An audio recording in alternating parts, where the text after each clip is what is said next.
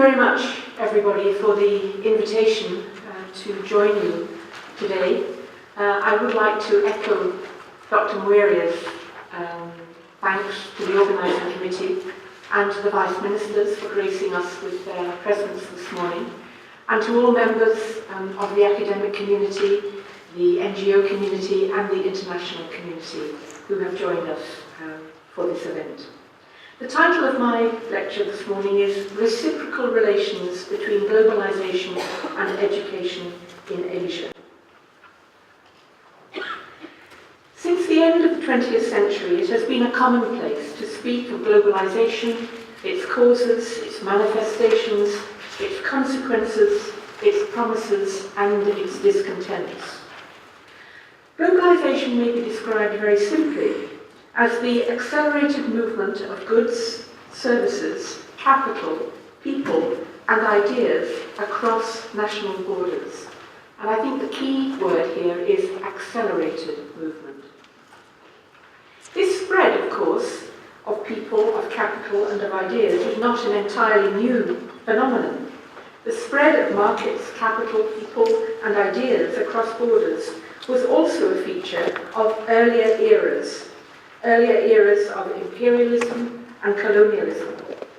But it is the most recent phase of globalization, starting from the late 1960s and the 1970s, that forms the main focus of this lecture.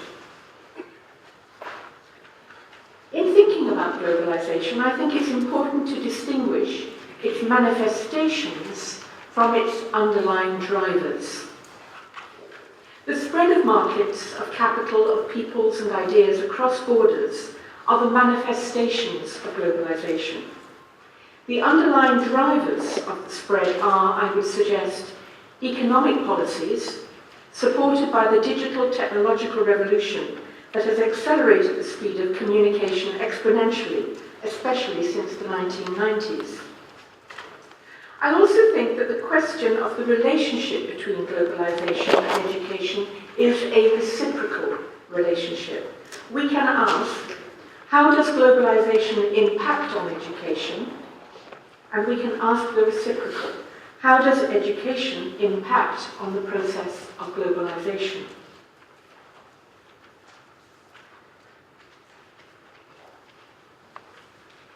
The globalization of the 1970s was prompted by declining economic growth. It was prompted by oil shocks, by rising inflation, and pressures on public expenditures in many industrialized countries. Across the globe, monetarist neoliberal policies designed to increase economic growth were introduced. These were often dubbed as Thatcherism and Reaganomics, and these policies advocated a deregulation of finance sectors, a privatization of state-owned companies, and reduced government spending. International finance institutions, which had, through the 1960s and the early 70s, been advising poorer countries to substitute costly imports with homegrown food and goods. This was a strategy known as import substitution. These same international finance institutions were now advising a shift away from this strategy and towards economic and trade liberalization. A new phase of global capitalism and a restructuring of the world economy had begun. So I'm going to address the theme of my lecture in 4 different ways. First, I address the question, what impact has globalization had on education? And I'm going to take a single case study from Asia. It's a country with which Japan has enjoyed extensive international cooperation and which embarked on an economic globalization strategy from the late 1970s. That country is Sri Lanka, and the analysis that follows is based on a book published last year, Globalization, Employment and Education in Sri Lanka, Opportunity and Division, that I co-authored with Professor Siri Hettige from the University of Colombo.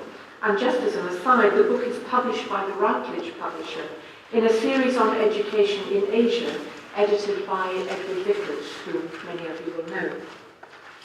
Secondly, I will address the reciprocal question, what are the education conditions that seem to help countries to globalize? And here I'm going to examine the experiences of the 4 Asian tiger economies, which eschewed the advice of the international finance institutions in the 1960s and 70s, and which started to integrate into the global economy well ahead of many others. This analysis arises from a second research programme at the Institute of Education at the University of London that examined the contribution that education can make to create the conditions for poorer countries to engage in positive ways with the global economy in order to promote economic growth, job creation, poverty reduction, equity and social peace. The third question I will address, I will return to the case of Sri Lanka and ask, why is it that when Sri Lanka was ahead of most other Asian countries in 1950, just at the time of her independence, her economy and her social conditions began to fall so far behind? And then finally, I address some of the dominant concepts that underpin our discourse and discussions of globalization. And I will ask whether the concepts of sustainable growth, sustainable equity and sustainable peace need to be more actively included in our thinking about programs for desirable development. So I'm going to start with question 1, the impact of globalization on education. And we start with the Sri Lankan case study. Politically independent in 1948, Sri Lanka followed the import substitution strategy from the mid-1950s to the mid-1970s. She strove for economic self-reliance. She nationalised agricultural production and manufacturing production. In education, she unified a diverse array of schools, including the private schools, into one state system. She strengthened the national examination system, and she attempted to de-link subject syllabi and curriculum texts from the former colonial power of Britain. But during the 1960s, youth unrest, very low economic growth, and very high rates of employment among educated youth led to widespread political unrest and the downfall of the left-leaning political regime. A change in government, a shift to the right in 1977, led to the introduction of the open economy policies of export-oriented liberalisation, with the relaxation of exchange controls, the lifting of import restrictions, the promotion of foreign investment, and the establishment of free trade zones to promote export-oriented industries. Now, in my research with Professor Siri Hettige, we trace the impact of this shift in economic policy on education via 2 different routes. The first route is through the impact of liberalisation on the structure of the economy and employment, and the impact on changes in employers' demands for skills, and through that, the development of new forms of education and professional qualifications and courses. And the second way, the second route for tracing the impact of globalisation on education is much more direct, and this is through the impact of liberalisation on the business of educational provision and cross-border transactions in education. So what were some of our findings? Well, overall, our story of globalisation, employment and education in Sri Lanka is one of growth, the growth of opportunity, but it's also one of disparity, of new opportunities and continuing divisions and widening divisions. So, on growth, since liberalisation, the growth of the economy has been very good. In fact, the rate of growth has been unprecedented. Between 1980 and 2010, mean household incomes increased more than 40 times. And between 1990 and 2010, rates of poverty decreased from 26% to 9%. Unemployment rates declined and educational participation rates increased at all levels of education. These are very positive. However, at the same time, while our average household incomes have increased, their distribution across the population as a whole has worsened. Unemployment rates have declined, that is a positive, but among women they remain very high, and among women the unemployment is twice that for men. And this is despite the fact that women actually outnumber men in higher education. Young people are more likely to be employed rather than unemployed. This is a positive. They are more likely to be employed in manufacturing and the service sector rather than in agriculture, and they're more likely to be employed in the private sector. But they are also more likely to have casual employment rather than regular employment. Access to qualifications, both foreign qualifications and domestic qualifications, has increased among all social groups, but it is the better off young people who have greater access to the foreign control examinations, which are perceived to bring greater labour market returns. That is, greater returns both in the domestic economy and in the global economy. Young people's educational and occupational expectation levels are much higher than they were, but for many, those expectations remain unfulfilled. And we had some interesting findings on the relationship between educational and occupational expectations and social class. We know that in most societies there is a positive correlation between social class and the level of your educational expectation and the level of your occupational expectation. And that relationship is there in Sri Lanka, and it was there in Sri Lanka. It's a relationship that remains strong. But the relationship appears to have become stronger for occupational expectations. In other words, the gap between the occupational expectations of youth from the higher and the lower social classes appears to have widened across this period. We did a cross-generational study, and we were able to compare the occupational expectations of young people in the period before economic liberalisation and after liberalisation. And we feel that this social class difference, and there is always a difference between the social classes, but that is a difference that has got wider in the post-liberalisation period as far as occupational expectations are concerned, but interestingly, not for educational expectations. I've mentioned already that educational participation has increased at all levels, and it has increased for all social groups. But access to science, ICT and English, and to the private sector post-secondary opportunities that provide pathways to the new jobs that have been created in a liberalised economy is concentrated in urban areas. And finally, on this summary of the Sri Lankan case, performance in many academic school subjects appears to be increasing, but significant disparities remain between different schools of different types, schools which employ different media of instruction, and in Sri Lanka children are educated either in the majority language of Sinhala or the minority language of Tamil, and girls are outperforming boys in most subjects. So some colleagues of mine in Sri Lanka say we have no gender issue in academic performance in Sri Lanka. I tend to disagree. I think there is a growing gender issue for boys and young men in the Sri Lankan education system. And this is a pattern which we are beginning to see, not in the poorest countries. In the very poorest countries, boys tend to be outperforming girls. But in the middle-income countries, as countries are developing, the disadvantage is now swinging. The girls are outperforming the boys in higher education, and boys' underperformance is beginning to appear from grade 1 in primary.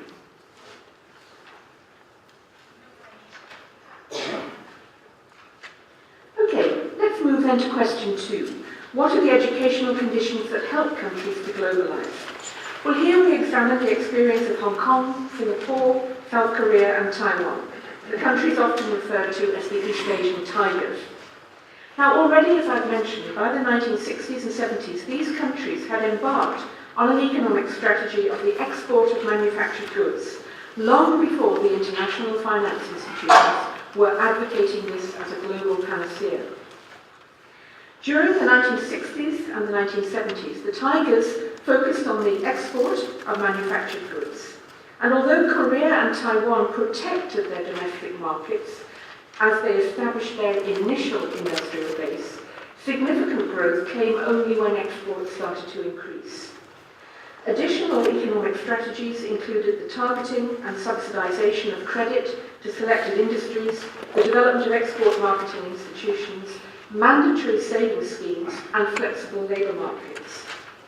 Over time, these countries were able to shift their economies to higher value-added activities, and they shifted their position from peripheral positions in the global economy to more central and more competitive positions. None of these countries significantly had to contend with the power of a rural landowning class.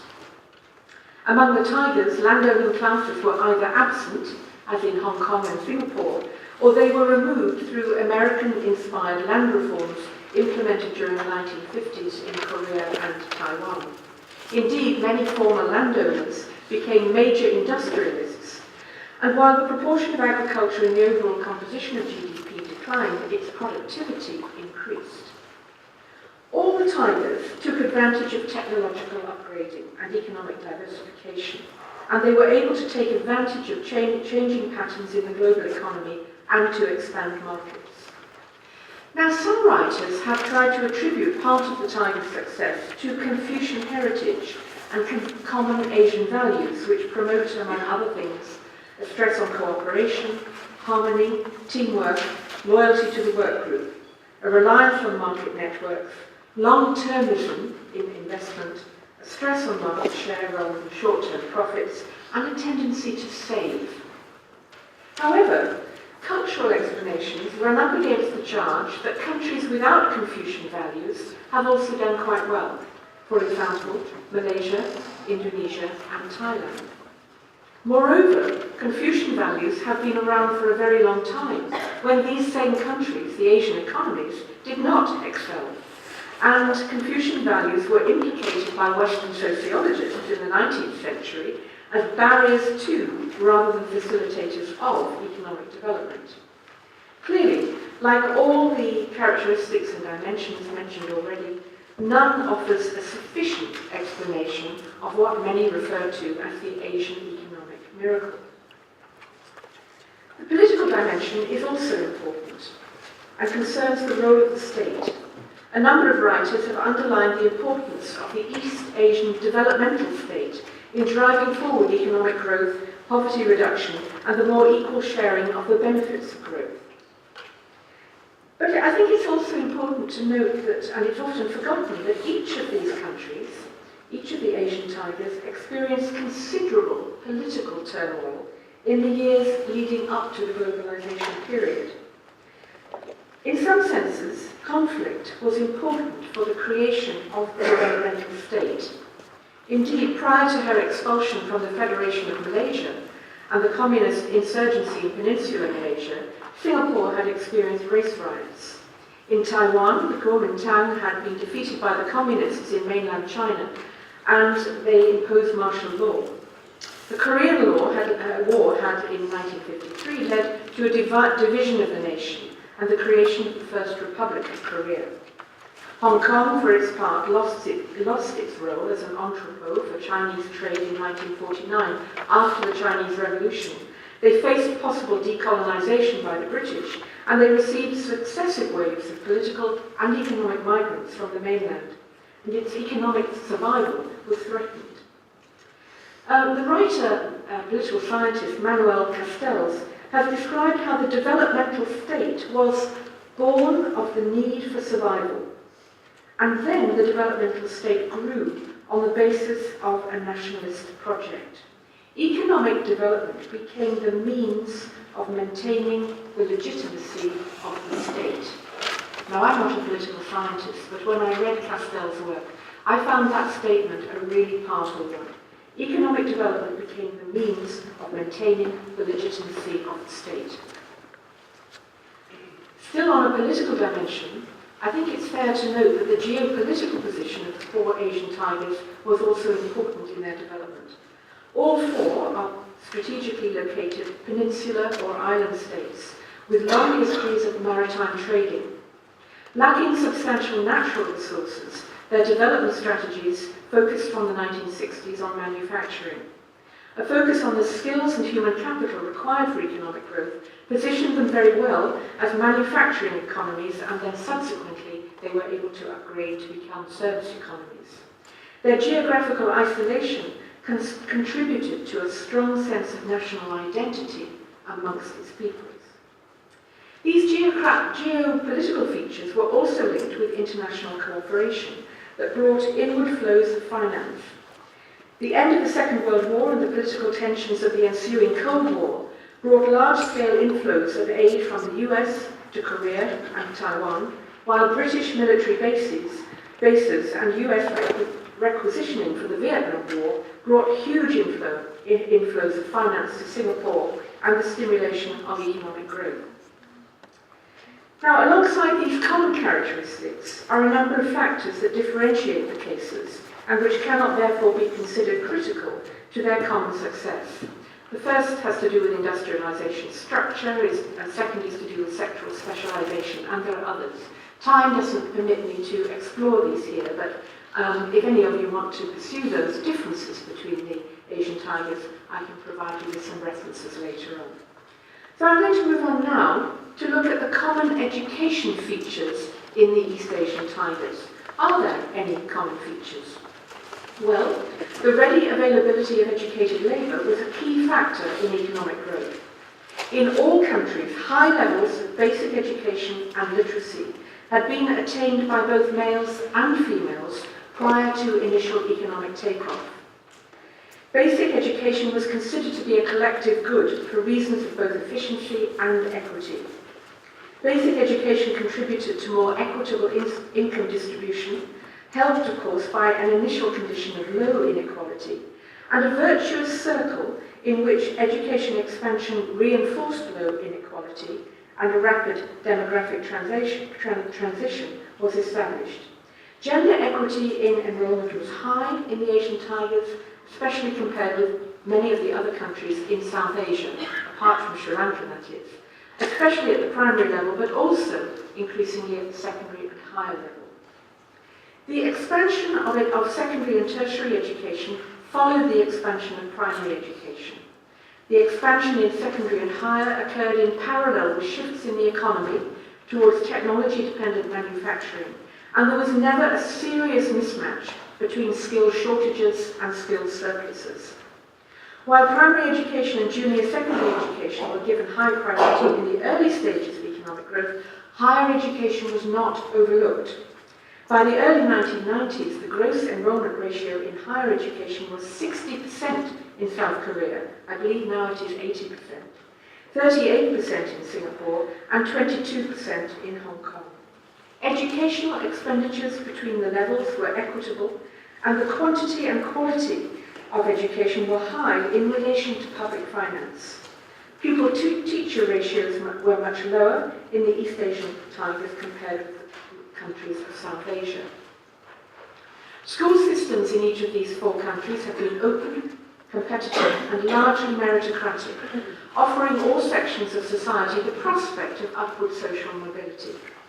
Moreover, education has been used to maintain strong states through the creation of a distinctive sense of national solidarity and identity through, among other things, the promotion of school curricula that emphasize social cohesion, patriotism, and national identity. Skill creation programs designed to increase the productivity of labour were frequently modified and upgraded. In the early stages of industrial development, the simple skill demands of labour-intensive industries were met by a literate labour force. But even so, these countries continued to gain a competitive edge, partly because they made use of industrial learning, methods very different from those used in Europe or even North America in their early industrial development. Through trying to catch up with more advanced countries, they worked very intensively to acquire, apply, and improve the skills associated with existing contemporary technology. And this was done often by copying, which the Asian tigers became very, very adept and skilled at doing. As time went on, the needs of research and development for the high technology sectors were met by growth in science and technology education in all countries, but to different degrees. However, just as in the analysis of the development strategy, the overall development strategy, there are several uncommon features and characteristics of the education development strategies. Between these four countries, there are clear variations in the extent of state control in education and the role of the private sector, the relative emphases given to general education and technical education, and the nature and role of school curricula. Let's move on then to the third question. Why was it that when Sri Lanka, which was well ahead of these four countries in 1950, why did Sri Lanka fall so far behind the Asian tigers? Now, Sri Lankans often recall that when Lee Kuan Yew, of Singapore, visited Sri Lanka shortly after her independence in 1948, he averred that Sri Lanka provided a development model for Singapore to emulate. In 1950, far from lagging behind the Asian tigers, Sri Lanka had been well out in front in both economic and social terms. Sri Lanka already had a globalized economy. At the turn of the 19th and 20th centuries, Sri Lanka's economy was a colonial plantation economy based on tea and rubber. This was export-led and integrated into world markets par excellence. And indeed, her performance throughout the 20th century in education was very strong. However, her wholesale pursuit of the economic policies of import substitution from 1956 to 1977 reduced her ability to provide economic growth and increase her strong lead in both human and social development. The volume and type of employment generated through this period was out of line with, it was incommensurate with the volume and aspirations of qualified youth seeking employment. The economy was dominated by an inefficient public sector and by a privately run plantation sector that did not require skilled labour.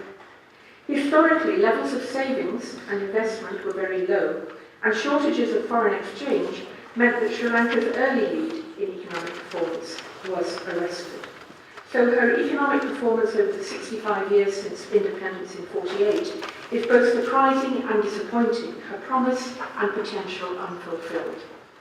Now, I've mentioned that educationally, Sri Lanka has performed very well in relation to the tigers, especially in primary and secondary, but where she fell behind was in higher education and in technical and vocational education. And in marked contrast to the tigers, her education failed to fulfill its potential in contributing to the creation of common national identities among her youth. Sri Lanka is a very diverse society, with a majority of Sinhalese and significant minorities of Tamils and Muslims.